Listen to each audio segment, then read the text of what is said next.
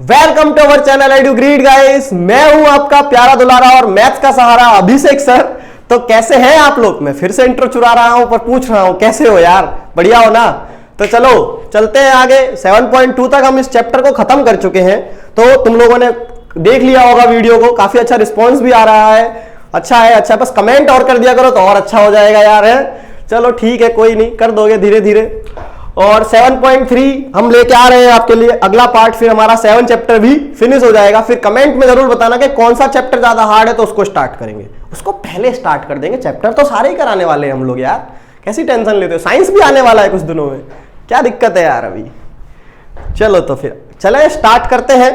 तो भैया चैप्टर को स्टार्ट करने से पहले एक्सरसाइज को कुछ थियरम्स हैं।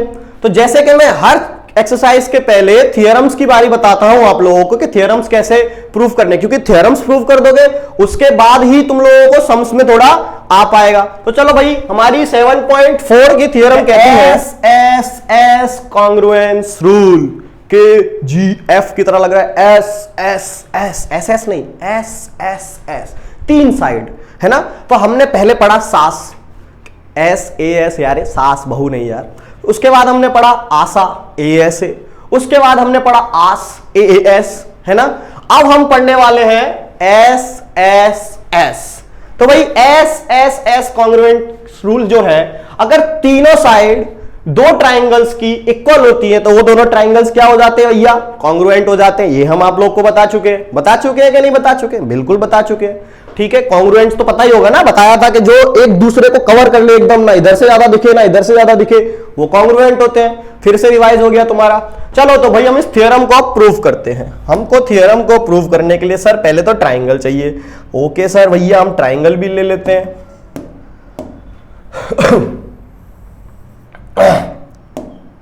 तो देखो भैया, हमने ट्राइंगल ले लिया, अब हम इसके नाम रख देते हैं। ठीक है, ए, ये बी, ये सी और ये डी। ठीक है, एक हमने ट्राइंगल लिया कि ए बी और सी। अब मैं इसमें कुछ चीजें आप लोग को बता देता हूं, जैसे कि ये साइड और ये साइड इक्वल है और ये साइड और ये साइड इक्वल है, बिकॉज ऑफ जो डी है वो बीसी का मिड पॉइंट है। जस्ट मान लो, सपोज। ठीक है, तो भैया गिवन क्या, सबसे पहले क्या लिखेंगे हम? सर हम लिखेंगे गिवन। तो भैया गिवन क्या दिया हुआ है हमको? तो देखो हमको गिवन में दिया हुआ है सर कि A B is equal to A C है, बिकॉज ऑफ, मान लो कि ए बी सी एक आइसोसेलेस ट्राइंगल है। अब आइसोसेलेस ट्राइंगल होता है तो उसकी दोनों साइड क्या हो जाती हैं? इक्वल हो जाती हैं। ठीक है, तो वही मैंने लिखा। और डी मिड पॉइंट है, इसके लिए B D is equal to क्या है? बी सी है भैया, है। ठीक है, चलो गिवन हो गया। टू प्रूफ, हमको प्रूव करना है कि triangle A B D equal and congruent होना चाहिए ट्राइंगल ए डी सी के साथ।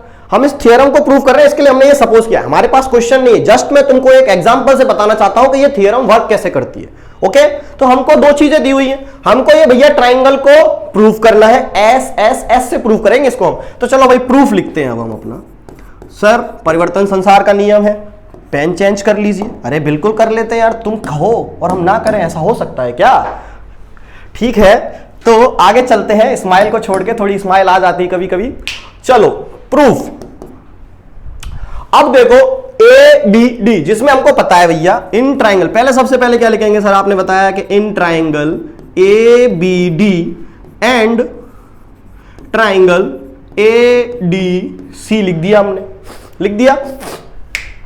उसके बाद सर हमारे पास क्या क्या है? हमारे पास है बेटा कि A B is equal to A C है, ये क्या था भैया? गिवन है। उसके बाद में देखो B D is equal to D C है, क्योंकि डी क्या था? मिड पॉइंट है, ये भी हमने बता दिया था। तो लिख दो B D is equal to D C, ये भी क्या है? D is the midpoint. Okay, ये भी हमने बता दिया। अब तीसरी साइड कहां से लाए सर? अरे भैया सीधी सी बात है, देखो ए डी दोनों में आ रहा है, A B D A D C, A D तो आ ही रहा है, क्या लिख देंगे ए डी को? कॉमन। तो क्या आ जाएगा? A D is equal to A D, क्या आ जाएगा भैया इधर? कॉमन, है ना। तो अब हो गए प्रूफ के देखो तीनों साइड आ गई, ए बी भी आ गई, बी डी आ गई, ए डी आ गई, यानी तीनों साइड है, एंगल नहीं है इसके अंदर। तो ये कौन सा कॉन्ग्रुएंस रूल हो गया? S S S congruence rule. तो लिखेंगे by S S S triangle A B D congruent to triangle A D C. Okay, आई बात समझ में?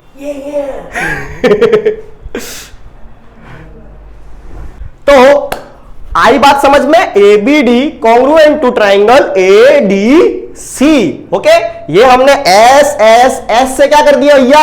प्रूव कर दिया है।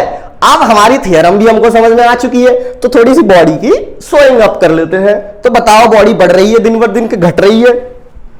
जरूर बताना मुझे यार, मुझे अच्छा लगता है यार, तुम लोग कमेंट ही नहीं करते हो यार। कमेंट करो तो ज्यादा अच्छा लगे यार, किया करो ना यार। अरे डाउट है उसमें भी करो, तुमको कोई प्रॉब्लम है कि सर ये चीज आप गलत बोल रहे हो वीडियो में, उसमें भी करो। कि सर आप ये चीज बहुत अच्छी बोल रहे हो, उसके लिए भी कर दिया करो। थोड़ा सा खुशी मिलती है कि मैं जिसके लिए वीडियो बना रहा हूं वो कमेंट तो कर रहे हैं यार, तो और अच्छा लगेगा, और ज्यादा अच्छी वीडियो बनाऊंगा, और ज्यादा चैप्टर्स की वीडियो बनाता रहूंगा। समझे बात को कि नहीं समझे बच्चा लोग? चलो ठीक है भाई, हमने ऐसे ऐसे ये प्रूफ कर दिया है। अब हम आगे चलते हैं। थियरम हमारी दूसरी आ गई भैया लोग, R H S. R H S से क्या आ रहा है? Right hand side. अरे भैया इसमें राइट हैंड साइड नहीं है, इसमें है कि जो आर एच एस है वो स्टैंड करता है राइट एंगल, हाइपोटेनस और एक साइड, है ना?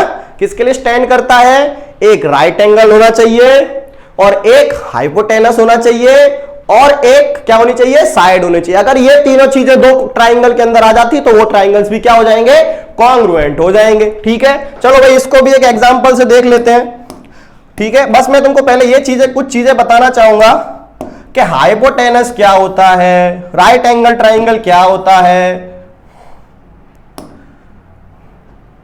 ठीक है, ए बी सी, ये है राइट एंगल ट्राइंगल। ओके, तो मैं कुछ चीजें तुमको बताना चाहता हूं कि ये हाइपोटेनस क्या है ना?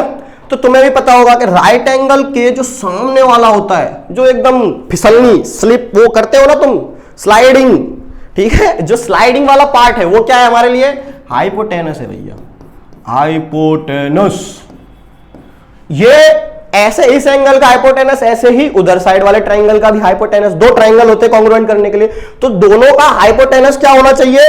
बराबर होना चाहिए। क्या होना चाहिए? इक्वल होना चाहिए। हिंदी में बोले तो बराबर, इंग्लिश में बोले तो इक्वल। ठीक है बाबा? ओके, तो अब राइट एंगल ट्राइंगल जो है वो तो होगा ही, क्योंकि ये भी 90 तो अगले वाला का भी 90 होगा। ये तो सिंपल सी बात है भैया। तो राइट एंगल ट्राइंगल भी कॉन्ग्रुएंट हो जाए। एक चीज और चाहिए, एक साइड और होनी चाहिए, यानी कि एक तो हाइपोटेनस, एक राइट एंगल और एक साइड। अगर ये सब चीजें आती हैं ट्राइंगल्स के अंदर, दोनों के अंदर कॉन्ग्रुएंट प्रूफ करने के लिए, तो वो कौन सी थ्योरम हो जाएगी? R H S, right hand side नहीं, राइट एंगल, हाइपोटेनस, साइड। तो आर एच एस के भी दो मतलब होते हैं। जैसे कि एक इंसान की 7 शक्लें होती हैं पूरे विश्व में, ऐसे ही इसके भी दो मतलब होते हैं। अरे मजाक कर रहा हूं यार। चलो समझ में आया तुमको? हाइपोटेनस क्या है, राइट एंगल क्या है, ये सब चीजें बचपन में भी सिखा देते हैं, 7th 8th क्लास में भी। अब बचपन नहीं रहा है तुम्हारा, अब तो तुम बड़े हो गए हो। ओके, चलो तो मैं एक राइट एंगल ट्राइंगल के लिए एग्जांपल लेके आया था तुम लोगों के लिए कि भाई तुमको ना पता हो तो देखो, P जो है इक्विडिस्टेंस पर है। देखो A जो है from two lines L and M, L and M से एक निकला हुआ है जो P, वो इक्विडिस्टेंस पर है। ठीक है, पॉइंट A पर हमको फिगर में दिखाया हुआ है। अब हमको प्रूफ करना है कि जो AP है वो AP bisect the angle between them. जो AP है वो क्या करती है? दोनों एंगल को बाइसेक्ट करती है। भैया दोनों एंगल कौन से? एक तो ये वाला एंगल और एक ये वाला एंगल, वो दोनों एंगल को बाइसेक्ट बताना है। तो सबसे पहले देखो तुमको गिवन क्या दिया हुआ है, लाइन और M जो है इंटरसेक्ट करती है किस पे? A पे इंटरसेक्ट करती है, ये तुमको गिवन है। अब तुमको है कि जो PB है वो L के ऊपर एल्टीट्यूड है और जो PC है वो M के ऊपर है। और चीज क्या गिवन है कि PB is equal to PCB है ना? कितनी चीजें मिली? जो लाइन L है और M है, दोनों क्या कर रही हैं? इंटरसेक्ट कर रही हैं सर। ओके सर, इंटरसेक्ट आ गया। किस पे कर रही हैं? A पे कर रही हैं बेटा। किस पे इंटरसेक्ट कर रही हैं?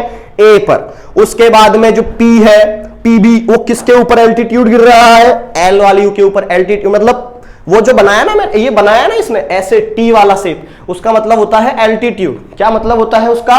एल्टीट्यूड। उसके बाद में उसने बोला कि जो PC है, ये रही PC भैया, वो किस पे गिर रही है, पीसी, कंप्यूटर वाला पीसी नहीं है, पीसी लाइन है, पीसी गिर रही है एम पर, वो भी क्या है, एल्टीट्यूड गिर रहा है, यानी 90 डिग्री बना रहा है, ठीक है। उसके बाद में PB is equal to PCB दी हुई है, ये रही, ओके।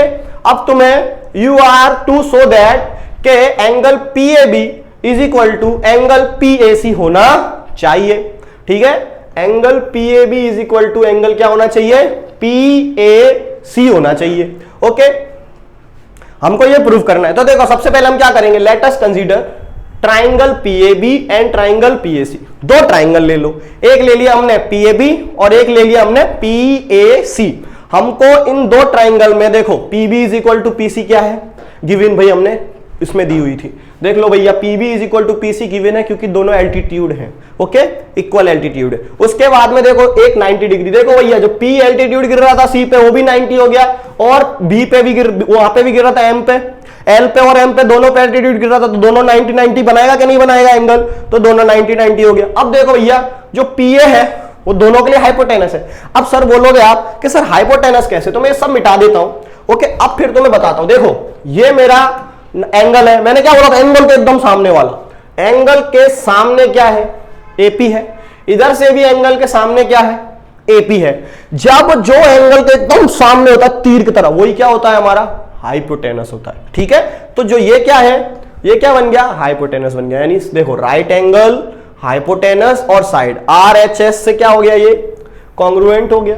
जब ये कॉन्ग्रुएंट हो गया तो सीपीसीटी से उसके वो भी पार्ट्स इक्वल हो जाए। तो समझ में आई आरएचएस थ्योरम भी कि एक राइट एंगल होना चाहिए, एक हाइपोटेनस होनी चाहिए और एक साइड जरूर होनी चाहिए। सर क्या बोलते हो बच्चा लोग, समझ में आ रहा है, ओके डन।